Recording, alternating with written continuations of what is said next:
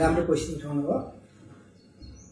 पहिलो कुरा हामी सल्यान जिल्लामा गत वर्षभन्दा पहिला बंगालको टुले नगरपालिका खासै त्यति गणनामा थिएन। जब मैले जिम्मेवारी लिएर आइसकेपछि हामीले चाहिँ गत साल सल्यानको पहिलो स्थानमा नेपाली सार्वजनिक प्रतिनिधि देखाउँछ भने यो वर्ष कर्णालीकै पहिलो स्थानमा देखाउँछ पर्सेन्टेजको हिसाबले हामी बेरोजगार गर्नेमा छौँ।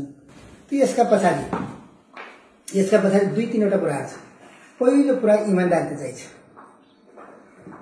नेतृत्वमा इमान्दारिता भएपछि त्यो सम्भव छ। हामीले यो पहिलो हुन्छ भनेर गरेको हो भने इमान्दारीसँग हामीले जे छ ऐन कानुन विधि प्रक्रिया सम्मत तरिकाले गर्नतिर हामीले जनप्रतिनिधि साथीहरूलाई पनि हामीले त्यही हिसाबले कर्मचारी साथीहरूलाई निर्देशन दियौँ र सबैको अनि सामूहिक प्रयासले यो कुरा सम्भव भयो।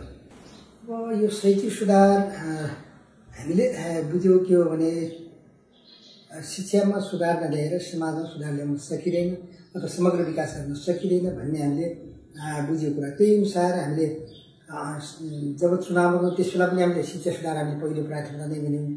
त्यसपछि यहाँ आएर पनि हामीले सुरुदेखि नै त्यही शैक्षिक सुधारलाई मुख्य प्राथमिकतामा राखेर हामी अघि बढ्यौँ। त्यसो अगाडि बढ्ने क्रममा के गर्यो भने एउटा त कार्यपालिकाभित्रै बुझाइमा ल्याउनु पर्ने जरुरी चाहिँ कार्यपालिका सदस्यहरू त्यति मात्र नगरसभामा बुझाइमा ल्याउनु पर्ने कुराको जरुरी थियो। त्यो कुरा हामीले गऱ्यौँ।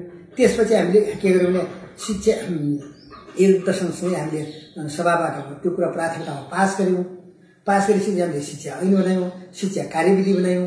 हामीले कार्यदल बनाएर जो जहाँ असन्तुलन थियो, कहीँ विद्यार्थी धेरै शिक्षक नै, कहीँ शिक्षक हुने विद्यार्थी नहुने, यो प्रकारको कतिपय ठाउँ समायोजन गर्नु पर्यो, दरबन्दी मिलान गर्नु पर्यो।